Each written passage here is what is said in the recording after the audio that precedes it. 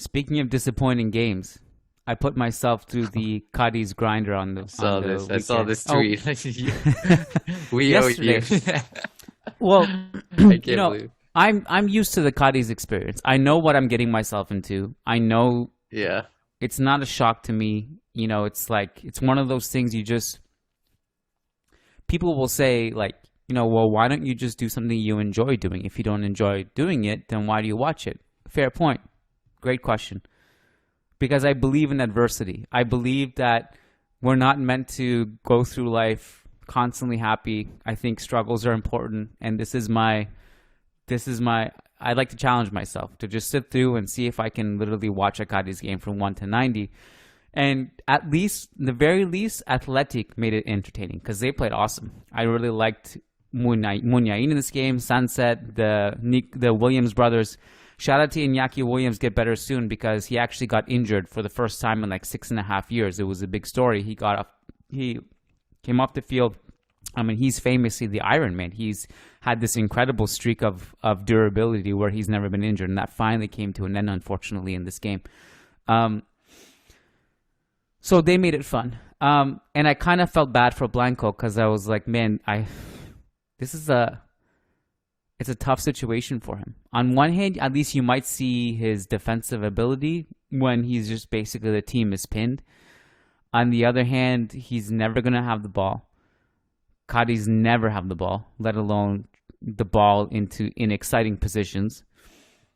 I'm not kidding with you. Like the best chance I can remember in that entire first half was Negredo gets the ball at halfway line and he tries to chip the keeper.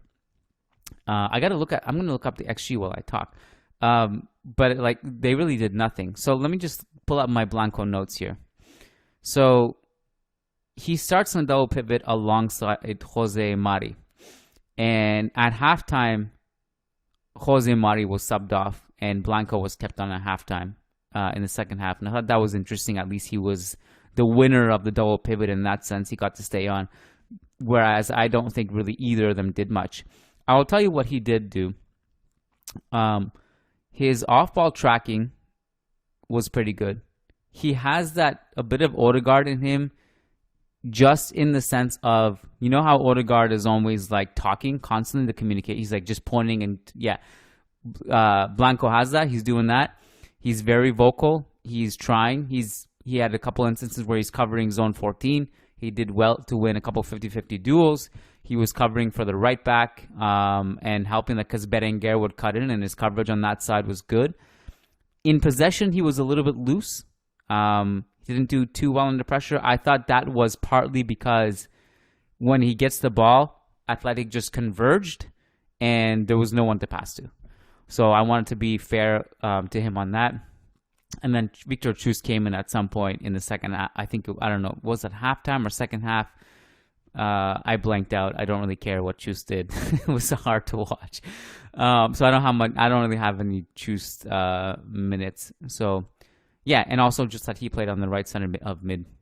And then Cadiz lost 4-0. And that was that. What's up, Madridistas on YouTube? This is Kiyan Sobani. Thank you for watching that clip. I just wanted to let you know where it came from. It's from a segment called Tuesday Tapas, which goes up every Tuesday, exclusively over on patreon.com/managingmadrid. In that full episode, we talked about everyone under the Real Madrid umbrella, something we'd like to do on the Tuesday show. So, for example, we talked about Miguel and Reinier Jesus versus Celta Vigo. We talked about Luka Jovic versus Napoli. We talked about Takefusa Kubo versus Elche. We talked about Brahim Diaz in the last couple games. We talked about Castilla this past weekend. So we typically like to reserve Tuesdays just to talk about everyone under the Real Madrid umbrella. People who are still out on loan, people who we still have rights on, future rights on. So if you're interested in that kind of analysis, and we go into pretty good detail about these players, again, go to patreon.com/managingmadrid. You not only get access to that Tuesday show, you also get access to the Thursday mailbag, plus Champions League post-game shows live on Zoom.